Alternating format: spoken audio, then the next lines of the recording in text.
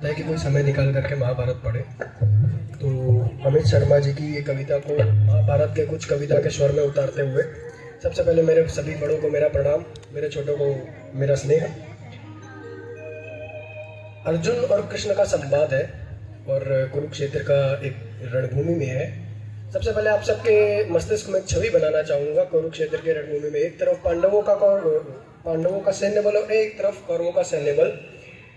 इनको कविता की पंक्तियों में उतारते हुए तलवार, धनुष और पैदल सैनिक कुरुक्षेत्र में खड़े हुए, रक्त पियासु महारथी एक दूजे सम्मुख खड़े हुए। कई लाख सेना के सम्मुख पांडव 5 बिचारे थे और एक तरफ थे योद्धा, एक तरफ समय के मारे थे। महासमर की प्रतीक्षा में सारे ताक रहे थे जी, और पार्थ के रथ को तो केशव स्वयं हाक रहे थे जी।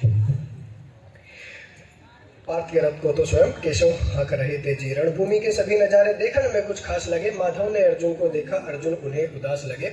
रणभूमि का महासमर एक पल में तभी सजा डाला। उठा 5 जन कृष्ण ने और मुख से लगा बजा डाला। हुआ शंखनाद जैसे ही वैसे सबका गर्जन शुरू हुआ और रक्त बिखरना शुरू हुआ और सबका मर्दन शुरू हुआ। कहा कृष्ण ने, उठो पार्थ, और एक आंख को मीच जड़ा, गांडीवों पर रख बाणों को, प्रतंजा को खींच जड़ा। आज दिखा दे रणभूमि में योद्धा की तासीर यहाँ, इस धरती पर कोई नहीं है अर्जुन जैसा वीर यहाँ। लेकिन अर्जुन को झगलाए हुए थे क्योंकि सामने अपने ही खड़े थे। प्रभु से संवाद करते हुए, छोटे से भूभाग की खातिर हिंसक नहीं बनूंगा मैं, स्वर्ण ताक कर अपना कुल विध्वंसक नहीं बनूंगा मैं। खून सने हाथों को होता राजभोग अधिकार नहीं, और परिवार मारकर गद्दी मिले तो सिंहासन स्वीकार नहीं। परिवार मारकर गद्दी मिले तो सिंहासन स्वीकार नहीं। रथ पर बैठ गए अर्जुन, मुंह माधव से था मोड़ दिया, और आंखों में अश्रु की धार भर के गांडीव हाथ से छोड़ दिया। आंखों में अश्रु की धार भर के गांडीव हाथ से छोड़ दिया। गांडीव हाथ से छूटा जब माधव भी कुछ अकलाए थे, और शिष्य पार्थ पर गर्व हुआ और मन ही मन हर्षाए थे। आखिर संस्कार माधव जी के, लेकिन रणभूमि में थी तो यूं छोड़ भी नहीं सकते थे। तो हे पार्थ, मुझे पहले बतलाते, मैं संवाद नहीं करता।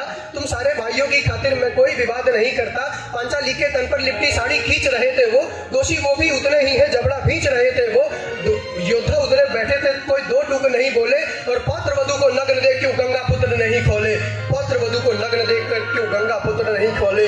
तुम कायर बनकर बैठे हो, ये पार्थ बड़ी बेशर्मी है। संबंध उन्हीं से निभा रहे जो लोग यहाँ अधर्मी है। न सत्ता सुख से होता है, न सम्मानों से होता है। ना सत्ता सुख से होता है, न सम्मानों से होता है। जीवन का सार सफर केवल बलिदानों से होता है। आगे की 2 पंक्तियां सरहद पे हमारे सैनिकों के लिए। देहदान योद्धा ही करते, ना कोई दूजा जाता है।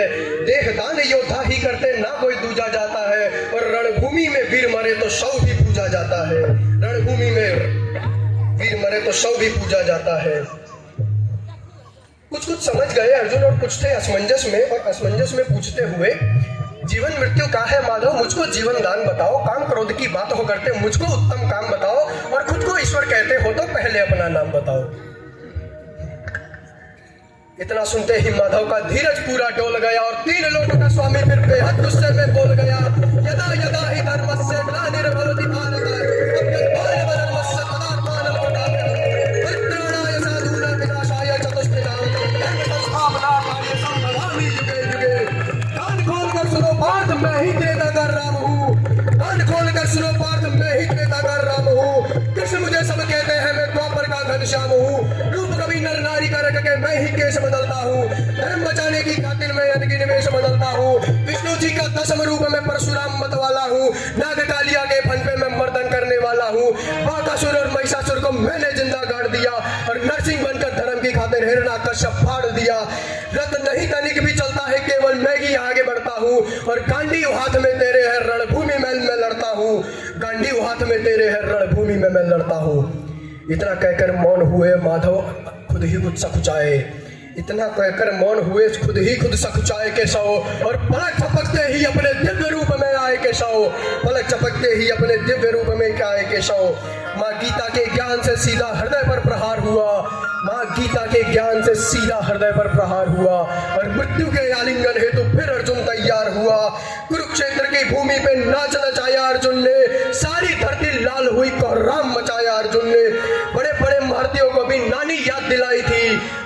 बड़े महारथियों को भी नानी याद दिलाई थी। और मृत्यु का ये तांडव जहां मृत्यु भी घबराई थी।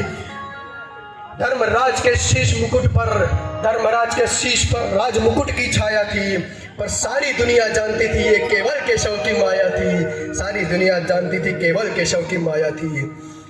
कविता की अंतिम पंक्तियों को लेकर के, धर्म किया स्थापित जिसने दाता दया निधान की जय, धर्म स्थापित किया जिसने दाता दया निधान की जय, और हाथ उठाकर सारे बोलो चक्रधारी भगवान की जय, हाथ उठाकर